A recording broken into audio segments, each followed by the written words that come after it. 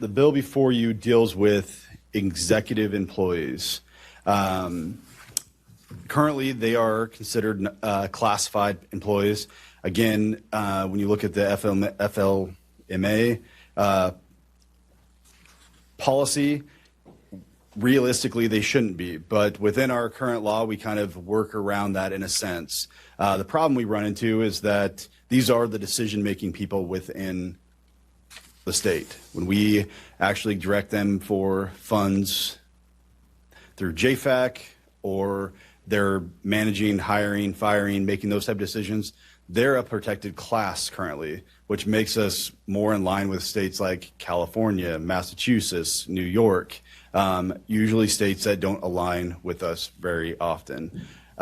This bill just moves us more into policies, more in line with FLSA, but also within more states that align with us, like Texas, Florida, which is, in my opinion, a better scenario overall. Bill itself, there's not a lot to it. It literally just has a couple strikes and one add, but it just makes it so that those decision-making people are non-classified, which means they are an at-will employee. They serve like a director would as well. But I do think it's better to have those people that are making those decisions for us not be a protected class of people. Those people should be non-classified. Amen. I mean, there you have it. Senator Ben Adams had a question, which some of you might out there also have, and I think let's watch that, and then we'll get your take on it. Brian. Would this how would this affect? So last year I was on JFAC, and we had the Division of Vocational Rehabilitation that overspent their budget. Would this also allow us to go in and figure out where that money, and because last year in that committee, all that weight fell on the agency director, even though we knew she didn't have complete control, because obviously, as you're pointing out, there are people that work underneath her that allocate funds and things like that. How would that impact that specific scenario? Representative Tanner. Thank you, Mr. Chairman, Senator Adams. I think this is exactly what I'm getting to within the points that I'm trying to make within this. Is that director now takes the brunt for all the decisions that are done below them, which is how a director should be. But that director has zero ability to go back and actually address and deal with them in a sense of a way. I mean, they can put them on probation, but then they just then they're waiting for 6 months while they're. I mean, we've made it extremely hard for them to do their job as director because of what we've actually done and had these these classified positions protected. Again, we want people in there that are making these decisions to be the ones that that know that there's consequences to those decisions that are made. No different than, I think, us as well. I mean, we have to go back to our constituents on the decisions that we make here every session and go back and explain what we've actually done. And when they don't like it, they fire us. Yeah, boom. I mean, which way, Brian? Which way?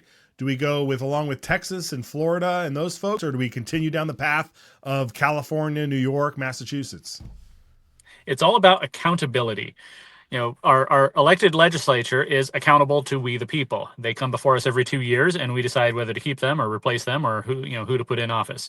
The governor is accountable. He comes to the people every 4 years, and we decide who's going to be the chief executive of our state. And then the governor appoints directors of all of these agencies that are confirmed by the Senate. So there's some accountability there, not as much, but there's some, because it's appointed by the elected governor and confirmed by the elected Senate. And then at the level below that, you have all these decision makers, and that's what Representative Tanner's going after. And the way they're structured now, there's not a lot of accountability, because take the Department of Health and Welfare. It's been run a long time, a certain way, and then the governor appoints a new director. And that new director wants to come in and change things around, but he's stymied in some ways because some of the people who make decisions, who perhaps have been making bad decisions for the past few years, it's very hard to fire them or move them out just because of the way our employment laws for state employees are structured. And I think this is a very positive development because it will give those the directors who are appointed by the governor and therefore fairly accountable to us, it will give them more leeway in doing what needs to be done. I thought Senator Adams' question was really good. You have the Department of Vocational Rehab where things were done in an improper way and they ended up way over budget. And yeah, the director fell on her sword, metaphorically, as she probably should have, because the director is responsible. But as Representative Tanner pointed out, that director did not have the ability to fire or remove some of the employees who might have been part of the problem. And that's in any private sector, it's almost always that way. You put in a boss, and that boss has the ability to hire and fire to do what needs to be done to make the department more efficient or return to their core mission or whatever. And that's what we need in the public sector desperately. Absolutely. And again, to highlight Senator Ruckty again, and folks, it makes it seem like we're harping on a few Democrats over and over again, but there's only a few Democrats in the legislature. There's just barely over a dozen Democrats in the state, so they're always going to be the target.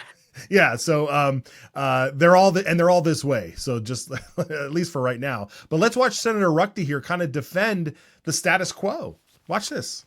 Wasn't on the ballot, they'd vote for a Republican governor. So you had the governor's office changing hands I'm not sure I have concerns with the bill just because I'm not sure we're appreciating the importance of having stability in the decisions that our executive agencies are making. Stability means predictability in many cases. The governor in this state used to be elected every 2 years, but during FDR's 5 terms, whenever the president was on the ballot, the people of Idaho would vote for a Democratic governor, and whenever he wasn't on the ballot, they'd vote for a Republican governor. So you had the governor's office changing hands every 2 years, and no administration could get anything going because there was just constant change. And I think, obviously not the same thing, but it just is an indicator that you need some stability in government. And sometimes when you get a great new idea, you need a little pushback on it. Things shouldn't change so quickly. So, all right. Brian, I mean, seriously, I'm going to vote against the bill. Again, another excuse to not have accountability. And what sort of stability is he talking about? The ability to just to keep bad people on, the ability to continue wasting money, the ability to just keep expanding government. I mean, obviously he's all for those things, but another weak argument. It must be eating Democrats like Senator Ruckty up awfully that President Trump is doing so much at the executive level, because that's not supposed to happen. He was stymied by that in his first term, and they're trying to stop him now, but he's having trouble. This goes back a long time. You have back in the 1880s, before then, the president would just appoint almost everyone in the executive branch, and that was leading to problems where it was corruption and people buying jobs, and unqualified people who just happen to support the president were getting we're getting positions in the federal government. So they passed a Civil Service Act says we're just going to do it by meritocracy. And unfortunately, that's been perverted now into a technocracy where we're just going to be ruled by experts. We can't trust the voters and the people they elect to actually run the government. We need an entire class of workers who actually run the country. And then this is really what we're seeing over the past few weeks is the first real rejection of that concept in a long time. Theo Wold, the former Solicitor General here in Idaho, has said several times that we're still living with Cecil Andrus's government. He was the last Democrat governor of Idaho way back, 30, 35 years ago. And he appointed a lot of people who then hired people within the state government. And because of these Byzantine rules that make it very hard to get rid of people, we're still living with that effect, because those people hire more people who hire more people who hire more people, and the entire structure of it is designed to prevent accountability. And so this bill by Representative Tanner, I think, is a great start to restoring accountability to our government, which is supposed to serve the people. Yeah, I couldn't agree more.